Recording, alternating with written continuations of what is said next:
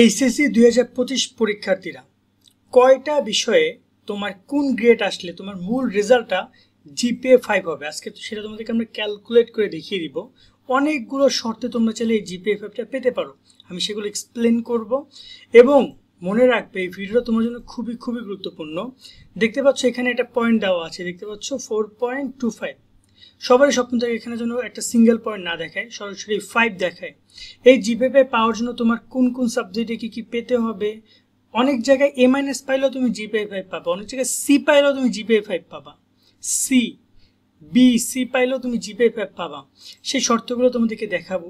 এই ভিডিওটা চাইলে আমি পরীক্ষার পরে করতে পারতাম, বাট আমার কাছে মনে হয়েছে যে তোমরা যদি আগে থেকে একটু জানো তাহলে সিরিয়াস হবা এবং পরীক্ষায় সেটা অ্যাপ্লাই করবে এবং মাথায় ঠিক রাখবে যে আমার এই কটা সাবজেক্টে এই রেজাল্ট দরকার আমার টোটাল জিপিএ 5 আনতে। জিপিএ 5 কেন দরকার? বিশেষ করে বিশ্ববিদ্যালয়ে ভর্তির ক্ষেত্রে জিপিএ 5-এর যে একটা ক্রাইটেরিয়া, এটা খুবই হেল্প করবে তোমাকে অন্যান্যদের থেকে এগিয়ে রাখতে। তবে তুমি যদি জিপিএ 5 না পাও সেক্ষেত্রে মন খারাপ করবে না, কেননা দুনিয়া থেমে থাকবে না। তুমি হয়তো বা অনেক জিপিএ 5কে আমি দেখেছি এখন গার্মেন্টসে চাকরি করতে। সো জরুরি না সবসময়ের জন্য জিপিএ 5 পাওয়া, তুমি নর্মাল রেজাল্ট করো পৃথিবী কাঁপাইতে পারো, দুনিয়া নিয়ন্ত্রণ করতে পারবা তুমি। সেক্ষেত্রে কখনোই এটা নিয়ে খুব বেশি প্যানিক হওয়ার কিছু নাই। যদি পাও তো আলহামদুলিল্লাহ, যদি না পাও সেক্ষেত্রেও তুমি মুভ করতে পারবা। তো এবার আমরা দেখি যে কি কি শর্তে তোমরা জিপিএ 5টা পাবা। নর্মালি দেখো তোমার অনেকগুলো সাবজেক্টের রুটিনে আমরা দেখতে পাচ্ছি অনেকগুলো সাবজেক্টের পরীক্ষা হয়, তাই না? প্রায় 72টা সাবজেক্টের পরীক্ষা হয়, বাট স্পেসিফিকভাবে একটা স্টুডেন্ট পরীক্ষায় অংশগ্রহণ করে মাত্র 13টা সাবজেক্টে। তার মধ্যে আবার 13টা সাবজেক্টকে আবার 7টা সাবজেক্টে বিভক্ত করা হয়।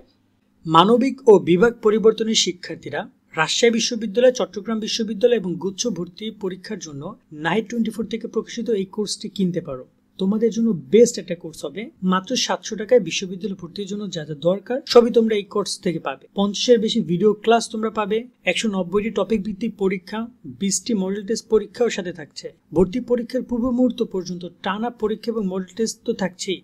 বর্তমানে 700 টাকা ভর্তির সুযোগ তোমরা পাচ্ছ, তবে অফারটা খুব শীঘ্রই শেষ হয়ে যাবে, তাই দ্রুত ভর্তি হয়ে নাও। কোর্সের যাবতীয় লিঙ্ক এই ভিডিও ডিসক্রিপশনে পেয়ে যাবে।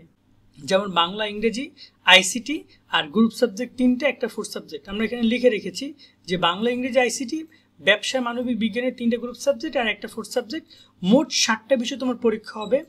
এই 60টা বিষয়ে রেজাল্ট প্রকাশ করবে। পরীক্ষা 13টায় হচ্ছে, রেজাল্ট দিবে 7টায়। সো তোমরা যখন রেজাল্ট পাবা তখন বাংলা, ইংরেজি এবং গ্রুপ সাবজেক্টের মিলিয়ে ওইখানে তোমাদের 12টা সাবজেক্টের পরীক্ষা হবে, যেটাকে প্রথম ও দ্বিতীয় পত্র মিলিয়ে টোটাল 6টা সাবজেক্টে রূপান্তর করবে। আর আইসিটি তো সিঙ্গেল, এটা মিলে টোটাল 60টা। ওকে, এখন এই 60টা সাবজেক্টের মধ্যে তোমাকে কতটা জিপিএ, কয়টা সাবজেক্টে কি কি পেতে হবে, আমরা এখানে তোমাদেরকে শর্তগুলো লিখে রেখেছি। আমি তোমাকে একটা একটা করে শর্ত এক্সপ্লেন করব, নিচ থেকে আসবে, তোমরা একটু লক্ষ্য করে দেখবা।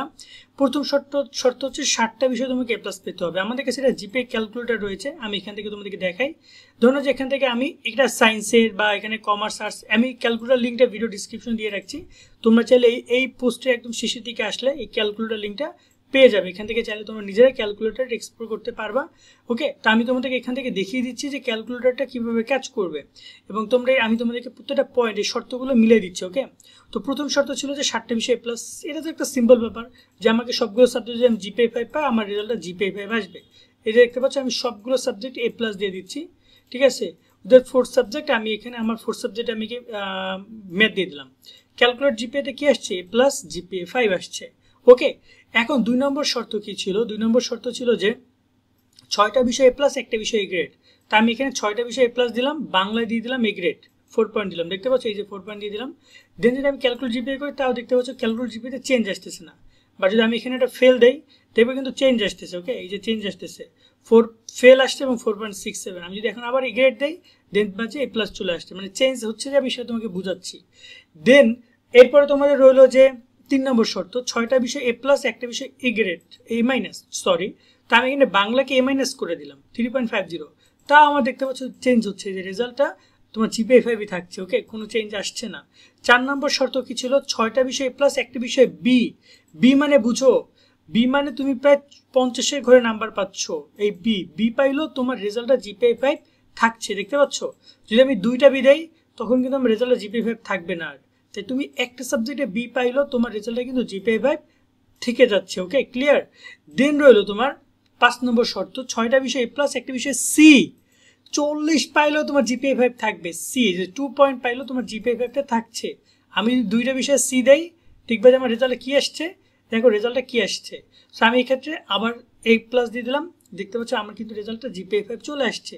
তারপর রয়েছে 6 নম্বর শর্ত, 5টা বিষয় A প্লাস, 2টা বিষয় A গ্রেড। তো নর্মালি আমি 5টা বিষয় A গ্রেড A প্লাস দিলাম আর 2টা বিষয় A গ্রেড দিলাম। প্রথম 2টা বাংলা ইংরেজি দিলাম A গ্রেড আর বাকিগুলো সব A প্লাস। এখন আমার জিপিএ 5 থাকছে। বাট আমি যদি 3টা বিষয় গ্রেড দেই, আচ্ছা 3টে বিষয় গ্রেড দিলে আমার জিপিএ 5 থাকবে। আমি ক্যালকুলেট বাই ক্যালকুলেট যাচ্ছি। তো এখানে দেখতে পাচ্ছি 4টে বিষয় A গ্রেড A প্লাস এবং 3টে বিষয় A গ্রেড। আমি যে একটু আগে বলছিলাম আমি 3টে বিষয় A গ্রেড দিলাম। ওকে, এই যে প্রথম বাংলা ইংরেজি ইনফরমেশন টেকনোলজিতে A গ্রেড দিলাম, বাকিগুলো 4টে প্লাস। তো আমার জিপিএ 5 থাকছে। যদি আমি 4টে বিষয় গ্রেড দেই তাহলে কিন্তু আমার জিপিএ 5 আর থাকবে না। কারণ হচ্ছে 4টে বিষয় A গ্রেড হবে না, 3টে বিষয় A গ্রেড হলে আর 4টে বিষয় A প্লাস হলে আমার জিপিএ 5টা থাকবে। 8 নম্বর শর্ত ছিল 5টা বিষয় A প্লাস, একটা বিষয় A গ্রেড, একটা বিষয় A মাইনাস। খেয়াল করো কয়টা বিষয়, 5টা বিষয় A প্লাস। ধরে নাও যে আমি এই যে শেষ থেকে 5টা বিষয় A প্লাস দিলাম আর একটা বিষয় দিলাম A মাইনাস। ওকে, আরেকটা দিলাম A গ্রেড, তাও আমার জিপিএ 5টা থাকছে। বা যদি আমি এখানে 2টা বিষয় A মাইনাস দেই, মেবি আমার জিপিএ 5টা থাকবে না। আচ্ছা 2টা বিষয় A মাইনাস ও জিপিএ 5 থাকছে। সরি, এটা আমি ক্যালকুলেটর মিস করছি। বাট আমি যদি 3টে বিষয় A মাইনাস দেই তখন আর জিপিএ 5 থাকবে না। তো এক্ষেত্রে তুমি বুঝতে পারছো নিশ্চয়ই যে তোমার